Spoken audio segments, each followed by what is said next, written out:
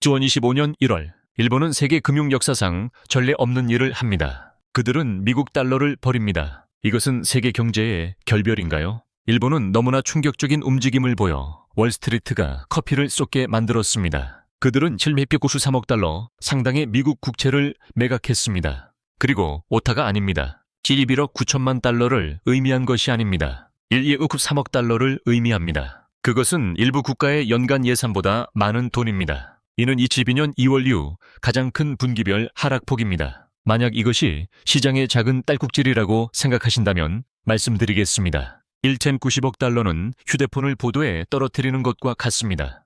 단, 당신의 휴대폰은 작은 나라 크기입니다. 다음에는 무슨 일이 일어났을까요? 10년 만기 국채 수익률이 4.89까지 치솟았는데 이는 2007년 2월 이후 최고치입니다. 상황을 한번 살펴보겠습니다. 만약 당신이 집을 사려고 한다면 그것은 당신의 재정적 미래에 대한 어머니의 기대치보다 더 높은 것입니다. 그렇다면 일본은 왜 이런 일을 했을까요? 트럼프의 늦은 밤 트위터 폭언에 질려서일까요? 어쩌면요. 하지만 그것은 또한 미국에 대한 일침입니다. 만약 7,190억 달러가 단지 푼돈이라고 생각한다면 다시 수학 수업을 들어야 할 수도 있습니다. 그것은 여러 소규모 국가의 예산을 합친 것보다 많은 금액입니다. 일본의 메시지는 분명합니다. 우리는 더 이상 당신의 재정적 안정을 신뢰하지 않습니다. 그리고 그들이 곧 달러로 돌아올 거라고 생각한다면 당신에게 팔 다리가 있습니다. 물론 일본 중앙은행은 우리에게 훌륭한 변명을 했습니다. 우리는 단지 국내에서 수익률 곡선을 조정하고 있을 뿐입니다. 정말로요? 수익률 곡선을 조정한다고요? 이제 그걸 그렇게 부르나요? 그건 마치 당신의 친구가 저녁을 태우고 나서 내가 레시피에 매운 조정을 가했을 뿐이라고 말하는 것과 같습니다. 네, 그래요, 친구. 하지만 경제학자들은 그것을 믿지 않습니다. 그들은 이것이 단지 작은 재정적 조정이 아니라고 말합니다. 그것은 지정학적 전략입니다. 일본은 미국의 불안정한 재정 정책으로부터 스스로를 보호하려고 노력하고 있습니다. 보세요. 트럼프가 관세로 재정적 두더지 잡기 게임을 하고 있고 각각의 새로운 정책이 사탕 가게에 있는 어린아이처럼 변할 때 모든 것이 트윗 하나로 바뀔 수 있습니다. 일본은 이것을 보고 생각합니다. 우리는 빠집니다. 당신의 경제는 의자 뺏기 게임과 같고 우리는 음악이 멈출 때 마지막으로 서 있는 사람이 되고 싶지 않습니다. 만약 일본이 더 이상 달러를 신뢰하지 않는다면 다른 나라들이 계속 달러 열차를 탈 거라고 정말로 생각하십니까? 당연히 아니죠. 그들은 시도할 새로운 맛을 찾고 있습니다. 어쩌면 중국 위안화, 어쩌면 금, 젠장. 그들은 심지어 이 시점에서 독점돈을 거래하기 시작할 수도 있습니다. 그리고 나서 물론 맨 위에 체리가 있습니다. 미국이 2024년 말에 일본 전기자동차에 25%의 관세를 부과합니다. 일본은 화물 열차에 치인 기분이었을 겁니다. 관세로 통상적인 맞대응을 하는 대신 일본은 장기전을 하기로 결정했습니다. 그들은 당신이 가장 좋아하는 제품의 가격을 올리는 통상적인 방법을 선택하지 않았습니다. 아니요. 그들은 미국 국채를 매각했습니다. 이 게임은 이렇게 하는 겁니다. 이것은 트럼프가 공장을 폐쇄하겠다고 위협하거나 새로운 세금 전략을 내놓을 때와는 다릅니다. 아니요. 일본은 체스를 두고 있는 반면 미국은 여기서 캔디랜드를 어설프게 하고 있습니다. 그래서 일본은 분명한 메시지를 보냅니다. 우리는 당신의 샌드백이 되는 것을 그만둡니다. 더 이상 우리를 괴롭히지 마세요. 그리고 여기서 상황이 현실이 됩니다. 일본은 현재 미국 부채의 최대 외국 보유국으로서의 지위를 중국에 잃었습니다. 네, 정말입니다. 중국, 트럼프의 미국이 재정 세계의 큰 개가 되기를 바라는 꿈은 그의 가장 위대한 거래 중 하나보다 더 빨리 무너지고 있습니다. 이것은 재정적으로 뿐만 아니라 상징적으로도 매우 중요한 문제입니다. 수십 년 동안 미국과 일본은 매년 프롬에 같이 가는 고등학교 커플처럼 세계 경제에서 불가분의 관계였습니다. 하지만 이제 중국이 옆에서 윙크하며 말합니다. 누가 가장 많은 빚을 지고 있는지 보세요. 만약 트럼프가 중국이 이제 가장 큰 플레이어라는 것을 알고 기뻐할 것이라고 생각한다면 당신은 그의 트위터 피드를 읽어본 적이 없을 겁니다. 그는 아마도 지금 우리가 말하는 동안에도 100개의 분노한 트윗을 작성하고 있을 것이고 이 엄청난 실수에 대해 자신을 제외한 모든 사람에게 소리칠 준비가 되어 있을 겁니다. 그렇다면 이것은 세계 경제에 어떤 의미가 있을까요? 답은 간단합니다. 이것은 엄청난 의미를 갖습니다. 일본이 1290억 달러 상당의 미국 국채를 버리면 그것은 단지 시장의 작은 딸꾹질이 아닙니다. 전 세계가 미국 달러의 미래에 대해 의문을 제기하기 시작하고 있습니다. 중국과 인도와 같은 국가들은 달러의 소나기에서 벗어나기를 바라고 있습니다. 그리고 솔직히 말해서 세계 금융의 왕으로서 달러의 날은 얼마 남지 않았습니다. 만약 미국이 태도를 바꾸기 시작하지 않는다면 미국 달러는 트럼프의 단명한 리얼리티 TV쇼 중 하나보다 더 빨리 왕좌에서 물러나게 될 수도 있습니다. 그리고 만약 그렇게 된다면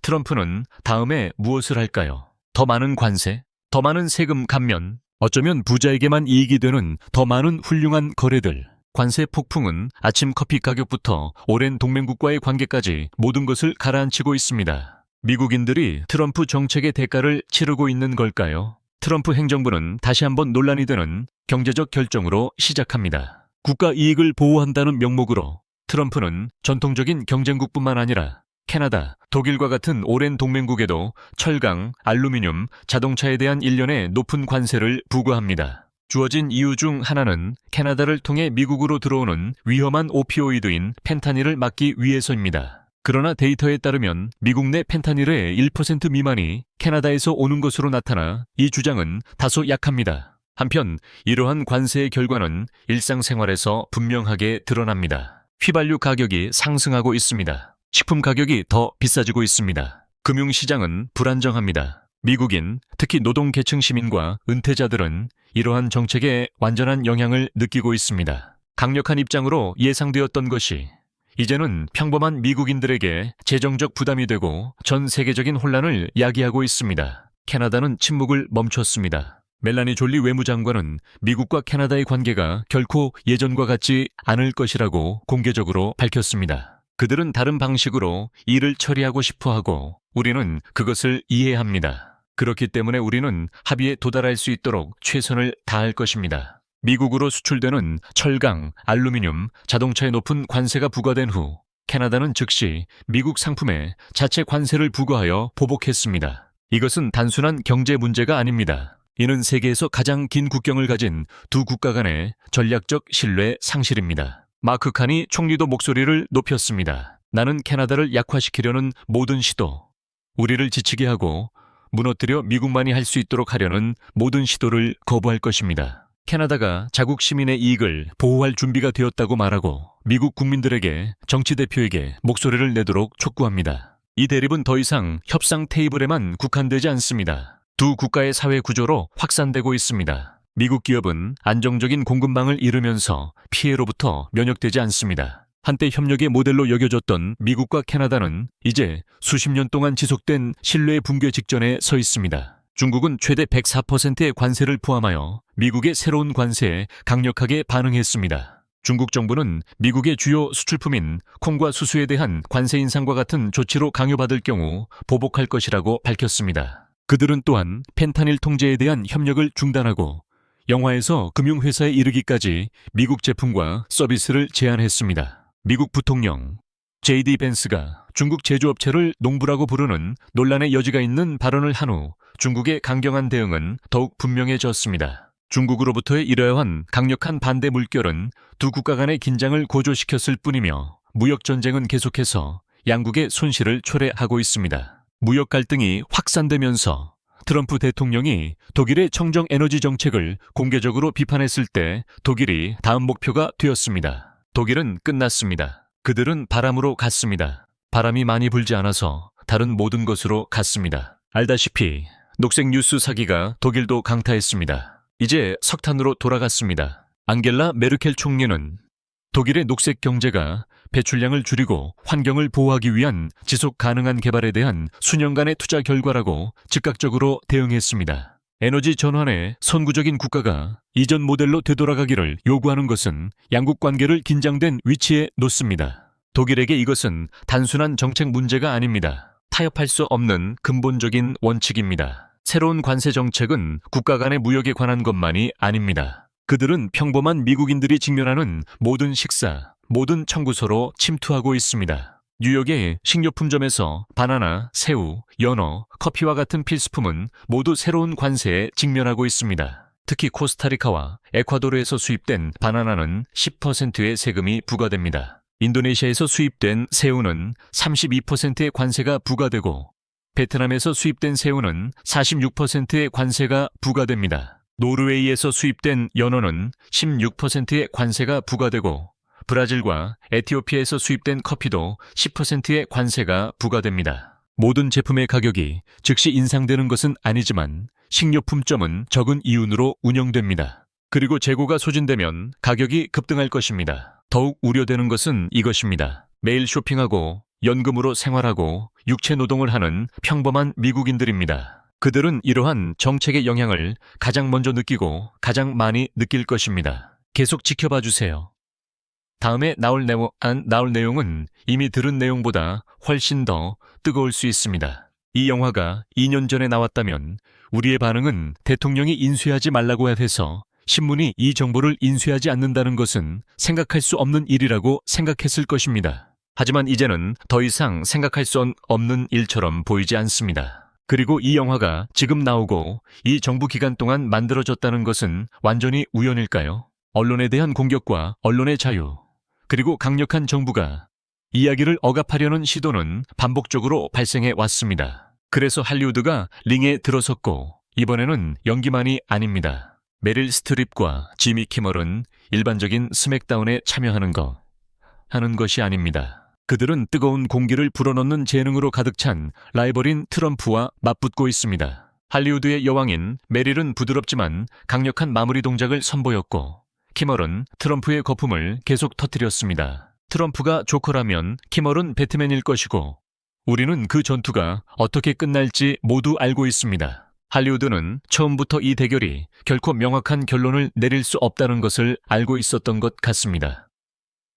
아마도 이 영화가 딱 맞는 시기에 나온 이유일 것입니다. 몇 개의 좋은 단락 바로 뒤에 있고 그들은 북부 뉴저지가 조사를 끌어들인다거나 그의 눈에 대해 이야기하고 있는데 좋은 기자가 썼습니다. 이제 불쌍한 사람, 이 사람을 봐야 합니다. 내가 무슨 말을 했는지 모르겠습니다. 기억나지 않습니다. 그는 기억나지 않는다는 것과 다릅니다. 아마 내가 그렇게 말했나 봅니다. 이것은 14년 전입니다. 그는 여전히 트럼프가 어려운 질문에 직면하면 그의 반응은 비디오 게임이 렉 걸리는 사람과 같습니다. 기억나지 않아요? 아마도 내가 그렇게 말했나요? 좀 심했죠. 그렇죠. 하지만 걱정 마세요. 트럼프는 항상 엉뚱한 답변을 내놓아 상황을 쉽게 만들 방법을 찾습니다. 그리고 물론 스트립은 그녀의 뛰어난 재능으로 이것을 그냥 지나칠 수 없었습니다. 그녀는 화를 낼 필요가 없습니다. 여왕의 날카로운 눈빛만으로도 상대를 쓰러뜨리기에 충분합니다. 이것을 손가락 하나 까딱하지 않고 스매시라고 부릅니다. 우리나라에서 가장 존경받는 자리에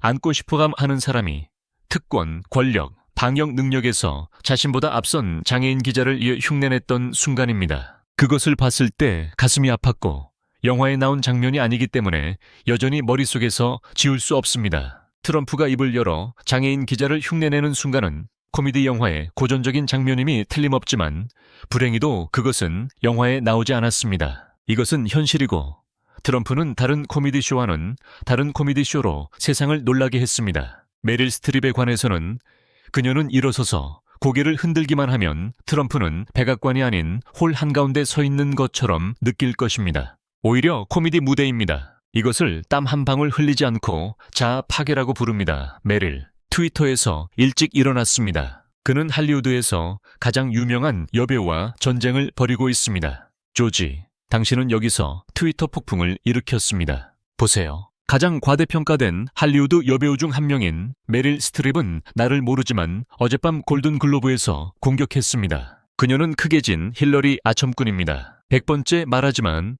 나는 장애인 기자를 조롱한 적이 없으며 결코 그렇게 하지 않을 것입니다. 단지 그가 나를 나쁘게 보이게 하기 위해 그가 쓴 16년 된 이야기를 완전히 바꿨을 때 그가 비굴해하는 모습을 보여주었을 뿐입니다. 단지 더 매우 부정직한 언론입니다. 트럼프는 메릴을 자신의 게임에서 주요 상대인 것처럼 공격하지만 누가 진정으로 과대평가된 사람인지조차 깨닫지 못합니다. 트럼프의 이러한 악감정은 그가 실제로 그렇게 말했는지 궁금하게 만듭니다. 마가렛 대처부터 뮤지컬 영화의 어머니까지 누구든 연기할 수 있는 영화계의 아이콘 메릴 스트립. 그리고 트럼프, 마술에 재능이 있는 남자가 실제로 명성게임에서 경쟁하고 싶어 하는 걸까요? 물론이죠. 메릴은 씁쓸함으로 오스카상을 수상하지 못할 수도 있지만 적어도 그녀는 자신의 위대함을 증명하기 위해 트럼프처럼 불같은 트윗이 필요하지 않습니다. 저는 가장 과대평가되고 가장 과대장식된 사람입니다. 그리고 현재 저는 축구를 좋아하는 우리 세대에서 가장 비난받는 여배우입니다. 키멜은 마법 같은 재능이 있어서 불가능을 가능하게 만들고 너무 웃겨서 웃지 않을 수 없게 만들죠. 또다시 그는 단지 농담 하나로 트럼프의 모든 정치적 논리를 꺾어버렸습니다. 키멜은 트럼프를 아프게 하는 사람이 아닙니다. 트럼프는 스스로 그렇게 합니다. 그 연설들, 그 트윗들, 그 익살극들이 모두 키멜에게는 가장 날카로운 펀치라인의 끝없는 원천이 되었습니다. 하지만 메릴은 농담할 필요가 없습니다. 그녀는 그냥 거기에 서서 그를 쳐다보기만 하면 트럼프가 할 수 있는 유일한 일은 실패뿐입니다. 토요일에는 엘라베마 조지아 풋볼 경기를 보려고 터스컬루사에 갔습니다. 여기 그는 평범한 사람들이 항상 하는 일, 완전히 정상적인 일, 울타리 뒤에 있는 사람들에게 음식을 던지는 것을 하고 있습니다. 여기 너에게 치킨 핑거가 있어. 그리고 아시다시피 그는 사람들이 시월드에서 돌고래에게 먹이를 주는 방식과 똑같이 사람들을 대합니다. 그들은 자, 여기 있어 라고 말합니다. 왕이 농민들에게 빵을 던져주는군요. 무엇을 해야 할지 모르는 트럼프는 비디오 게임에서처럼 계속 연기합니다. 그러나 키멜과 메릴은 많은 말을 하지 않고도 서로 눈빛만 교환하면 됩니다. 그들은 트럼프가 자신이 정확히 어디에 있는지 깨닫게 할 수 있습니다. 이것은 유머의 힘에 대한 귀중한 교훈입니다. 그리고 이야기가 끝나면 한 가지 확실한 것은 트럼프는 할리우드와의 재치 싸움에서 결코 이길 수 없다는 것입니다. 트럼프는 강한 척하는 약한 남자입니다. 도널드 트럼프, 전자레인지 속의 구미배어보다 약한 겁쟁이, 영웅 흉내를 내는 겁쟁이, 전직 하원의원 아담 킨징어가 그의 진짜 얼굴을 폭로했는데 그가 무슨 말을 했는지 믿지 못할 것입니다. 그렇다면 킨징거는 왜 트럼프를 영웅 흉내를 내는 겁쟁이라고 불렀을까요? 그 질문에 답하기 위해 우리는 최근의 중요한 사건, 특히 1월 6일, 트럼프가 수도 공격 당시 어디에도 없었던 날을 살펴봐야 합니다. 증언과 증거는 냉철할 뿐만 아니라 간단 명료합니다. 타원형 무대에서 내려온 지 몇 분 만에 도널드 트럼프는 국회의사당에 대한 폭력적인 공격에 대해 알았습니다. 그는 편안한 식당에서 공격이 고조되는 것을 TV로 지켜봤습니다. 위기에 처한 나라를 이끌고 나서는 대신 트럼프는 백악관에 앉아 마치 리얼리티 TV쇼처럼 사건이 전개되는 것을 지켜봤는데 이는 강하거나 용감하다고 할 수 없는 행동입니다. 이라크 군대에서 복무한 킨징거의 경험은 그가 진정한 용기가 무엇인지 구별하는 데 도움이 되었습니다. 그에 따르면 트럼프는 군인들의 희생을 이해할 수 없고 자신보다 더 위대한 일을 하는 것을 상상할 수 없습니다. 자신의 자아에 갇힌 트럼프는 나라나 다른 사람들을 위해 싸우는 것이 얼마나 큰 희생인지 인식하지 못합니다. 그러나 군 복무를 회피하고 존 맥케인과 같은 퇴역 군인들을 비난한 그는 항상 스스로를 애국자라고 선언합니다. 정말로 이것에 갈 필요가 없었던 것은 베트남 시대였고 우리는 매우 치열하고 인기가 없는 전쟁을 치르고 있었습니다. 많은 사람들이 그랬듯이 대학 때문에 수많은 유해를 받았고 저는 발에 문제가 있었고 그것 때문에 유해를 받았습니다. 그리고 트럼프의 위선에 대해 이야기할 때 킨징거는 주저하지 않고 그를 WWE 레슬러에 비유했습니다. 트럼프가 보여주는 것은 단지 겉모습, 얇은 겉껍질일 뿐입니다. 실제로 트럼프는 자신이 매우 특별하다는 것을 다른 사람들이 확인해 주어야 하는 연약하고 상처받기 쉬운 남자일 뿐입니다. 이는 트럼프의 리더십, 능력뿐만 아니라 그의 정신력에 대해서도 의문을 제기하게 만듭니다. 실제적인 어려움에 맞서기에 충분할까요? 킨징거가 트럼프에 대해 밝힌 또 다른 흥미로운 세부 사항은 그의 체취입니다. 네, 겨드랑이요. 네, 케첩, 메이크업, 약간의 엉덩이. 아마 그 모든 것이 섞여 있을 거예요. 그건 그냥 그게 바로 트럼프 공식이죠. 약간 톡 쏘는 냄새가 난다고 할 수 있겠네요. 네, 트럼프 향수를 병에 담아 입고 싶지는 않을 거예요. 트럼프는 비판을 감당할 수 없을 뿐만 아니라 공격을 받을 때마다 극도로 약한 태도를 보입니다. 킨징거는 트럼프가 종종 누군가가 그를 어르고 당신은 매우 특별하다고 확인해 주기를 필요로 한다고 지적했습니다. 어려움에 직면할 때마다 그는 진실을 마주하지 않고 피해자 역할을 합니다. 이것은 현실의 압력을 견딜 수 없는 가짜 영웅인 그의 진정한 약점을 명확하게 보여주는 것입니다. 킨징거는 용감한 사람은 가장 크게 소리치는 사람이 아니라 진실을 직시하고 자신의 실수를 인정할 수 있는 사람이라고 주장합니다. 바위가 가라앉고 있고 배가 가라앉고 있는데 나는 배터리 위에 있고 물이 들어오기 시작하면 걱정이 됩니다. 하지만 내 왼쪽으로 10야드 떨어진 곳을 보면 거기에 상어가 있습니다. 그래서 나는 감전 아니면 상어 중에서 선택해야 합니다. 내가 뭘 선택할지 아세요? 감전. 나는 매번 감전을 선택할 것입니다. 동의하시나요? 대신 트럼프는 항상 내면의 두려움과 불안을 숨기기 위해 가짜 껍질을 만들고 이것이 그를 신뢰할 수 없는 리더로 만듭니다. 그렇다면 트럼프에 대한 킨징거의 비판은 미국 정치에 어떤 영향을 미칠까요? 분명히 공화당 내의 분열은 그 어느 때보다 심화되었습니다. 공화당에서 강력한 트럼프의 존재는 이제 권력에 관한 것뿐만 아니라 리더의 가치와 인격에 관한 것입니다. 위험에 처하고 현실에 직면한 베테랑의 비판은 우리를 성찰하게 만듭니다. 트럼프는 어려운 시기에 나라를 이끌 만큼 강한가?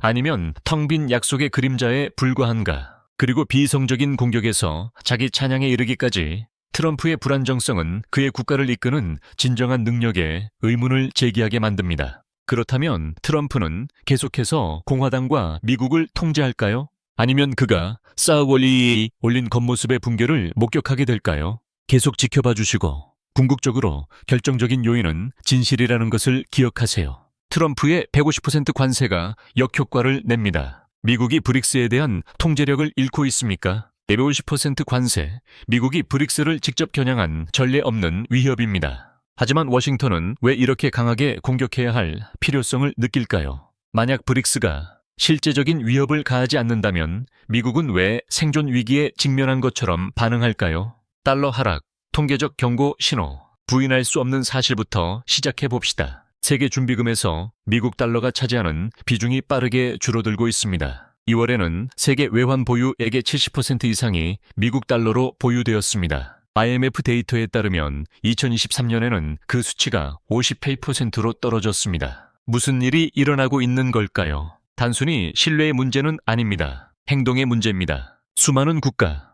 그중 다수가 브릭스 회원국은 특히 에너지 및 전략적 자원에 대한 무역 거래에서 미국 달러에 대한 의존도를 줄이기 위해 적극적으로 노력하고 있습니다. 브릭스의 주요 엔진인 러시아와 중국은 이미 이러한 전환을 이루었습니다. 그들의 양국 무역의 90% 이상이 현재 루블과 위안화로 결제됩니다. 인도는 루피를 사용하여 러시아 석유를 구매하고 있습니다. 새로운 브릭스 회원국인 이란, UAE, 이집트도 현지 통화 결제를 실험하고 있습니다. 그리고 이것은 시작에 불과합니다. 브릭스, 경제 블록, 글로벌 지형을 재편합니다. 브릭스는 더 이상 작거나 상징적인 그룹이 아닙니다. 2013년 브릭스 정상회의에서 이 블록은 이집트, 에티오피아, 인도네시아, 이란 및 아랍에미리트의 5개 신규 회원국을 추가하여 확장되었습니다. 이러한 급속한 성장은 분명한 신호를 보냅니다. 브릭스는 심각한 경제 강국 블록으로 진화하고 있으며 매력은 계속 커지고 있습니다. 아르헨티나, 나이지리아, 태국, 심지어 미국의 주요 에너지 파트너인 사우디아라비아까지 가입을 위해 적극적으로 협상하고 있습니다. 오늘날 브릭스는 세계 인구의 40% 이상, 구매력 평가, PPP 기준, 글로벌 GDP의 약 30.5%를 차지하며 이 수치는 계속 증가하고 있습니다. 그들은 탈달러화에 대해 이야기만 하는 것이 아닙니다. 그들은 매일 그것을 하고 있습니다. 그들의 공동 목표는 미국이 지배하지 않는 새로운 글로벌 금융 시스템을 구축하는 것임이 분명합니다. 미국의 보복, 무기로서의 관세, 그리고 역효과의 위험. 이에 대응하여 도널드 트럼프는 대담하고 징벌적인 정책, 즉 탈달러화의 길을 계속 가는 브릭스 국가의 상품에 대해 150%의 관세를 부과했습니다. 그러나 미국은 이전에도 이 전략을 시도한 적이 있습니다. 2018년 2월에 트럼프는 베이징이 물러서도록 강요하기를 희망하면서 중국 상품에 관세를 부과했습니다. 그 결과 중국은 즉시 보복하여 미국 농산물 수입을 줄여 미국 농부들에게 막대한 피해를 입혔습니다. 소비자 물가가 급등했습니다. 제조업이 어려움을 겪었습니다. 이제 역사는 더 큰 규모로 그리고 훨씬 더 높은 위험과 함께 반복되고 있습니다. 미국은 중요한 수입품에 크게 의존하고 있습니다. 중국의 전자제품 및 반도체, 러시아의 히토류 광물 및 에너지, 인도 및 브라질의 의약품 및 식품, 막대한 관세는 국내 가격을 인상하고 인플레이션을 촉진하며 미국 소비자에게 직접적인 타격을 줄 것입니다. 그리고 한 가지 분명한 것은 세상은 더 이상 미국의 리더십을 기다리지 않는다는 것입니다. 화면에서 눈을 떼지 마세요. 그렇지 않으면 이번 세기의 글로벌 금융 시스템에서 가장 큰 변화를 놓칠 수도 있습니다. 밤사이 속보, 트럼프 대통령 철강 및 알루미늄에 대한 전면적인 새로운 관세 시행 25%.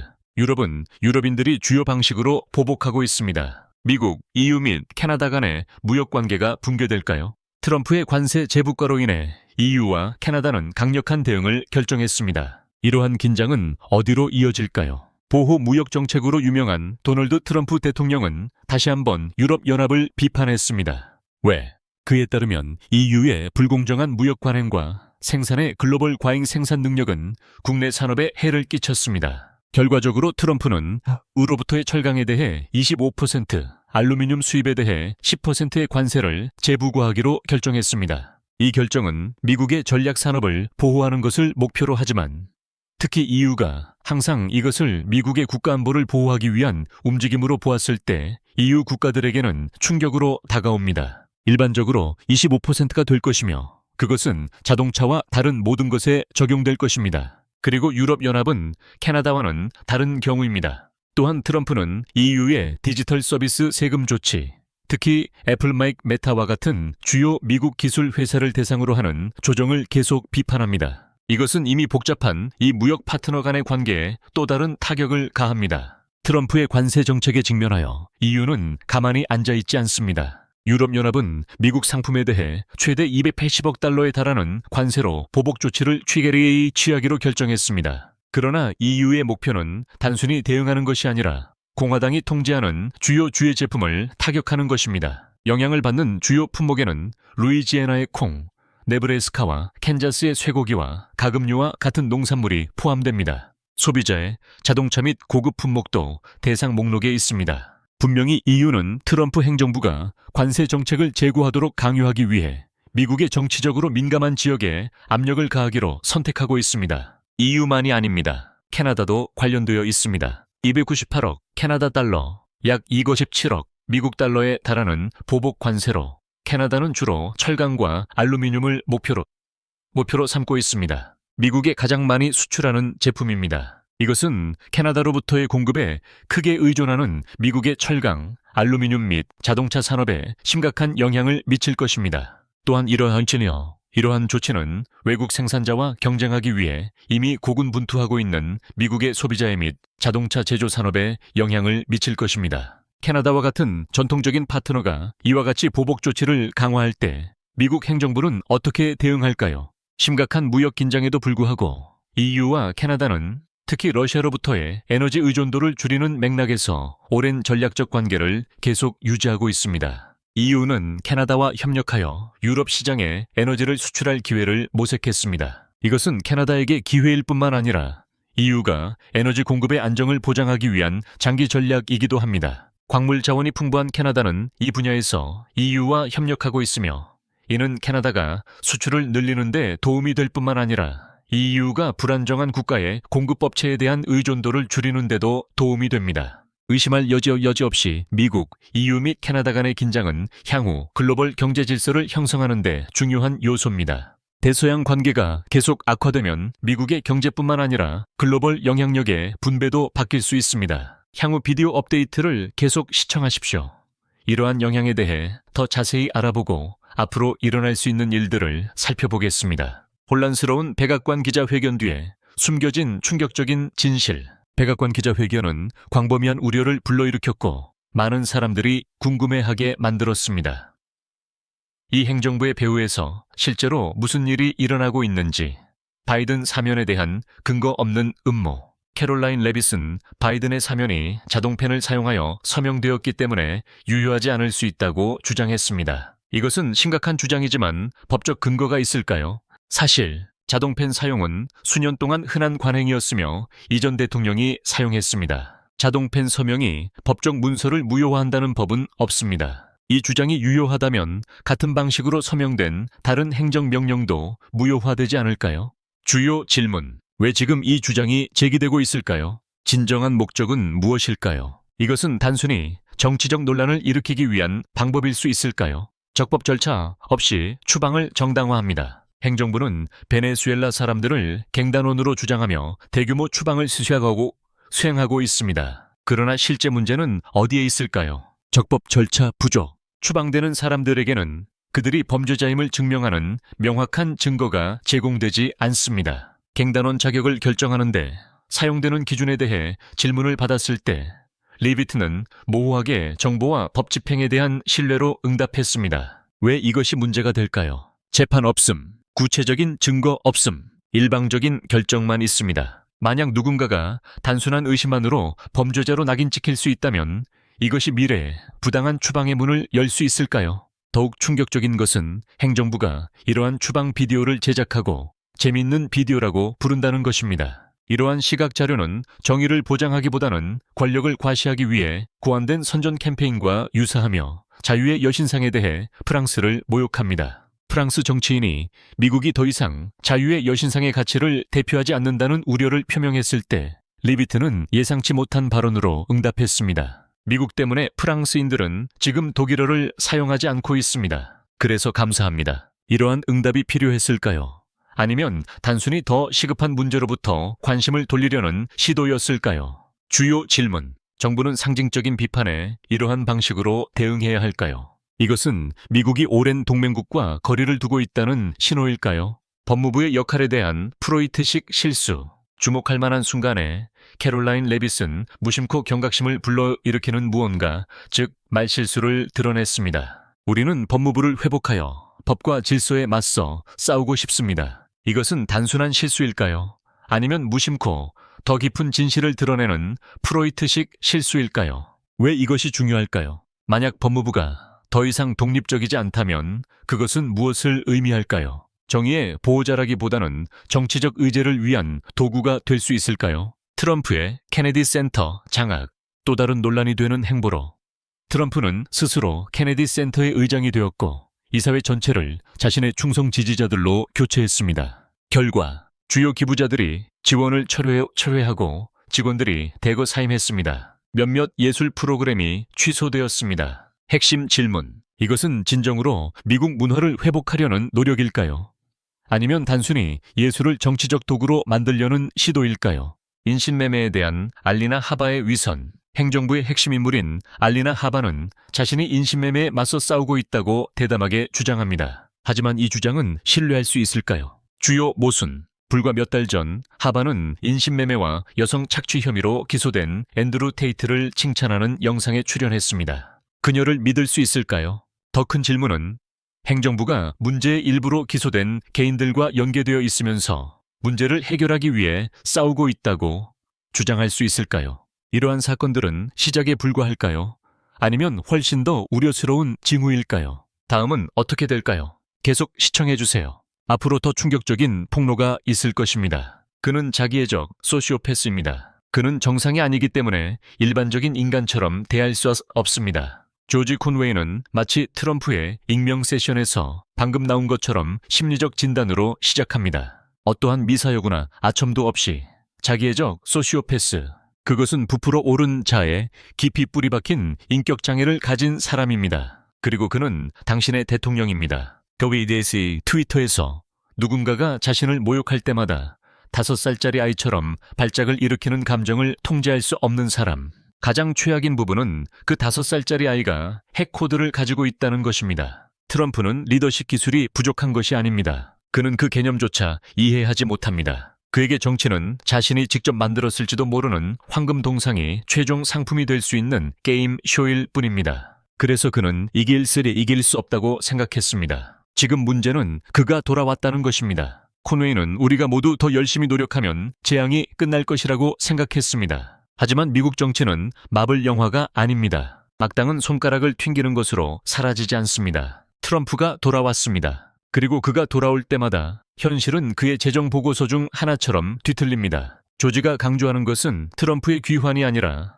그와 같은 사람을 다룰 수 없는 정치 시스템의 무능함입니다. 정치 행위자가 법을 어기고 청중에게 환호를 받을 때를 위한 매뉴얼은 없습니다. 그리고 그것이 조지가 걱정하는 것입니다. 트럼프는 우연이 아닙니다. 그는 증상입니다. 600명 이상의 연방 판사가 연방 정부를 운영하도록 할 수 없습니다. 제정자들이 의도한 것은 탄핵과 해임이었습니다. 콘웨이는 문제의 핵심을 바로 짚었습니다. 미국 대통령은 게을러서가 아니라 적극적으로 시스템을 훼손하고 있기 때문에 일을 하지 않을 것입니다. 행정부 수장이 법 집행을 거부하면 그 시스템은 더 이상 민주적이지 않습니다. 그것은 단지 쇼맨을 위한 무대일 뿐입니다. 법원은 위반 사항을 처리할 수 있지만 정부 전체가 한 남자의 병든 자아를 위한 무대로 변하면 아무리 많은 판사나 정의도 그 균형을 맞출 수 없습니다. 헌법의 해답은 탄핵입니다. 하지만 콘웨이가 암시하듯이 그 도구는 정치적 두려움에 의해 파괴되고 있습니다. 그는 파시스트입니다.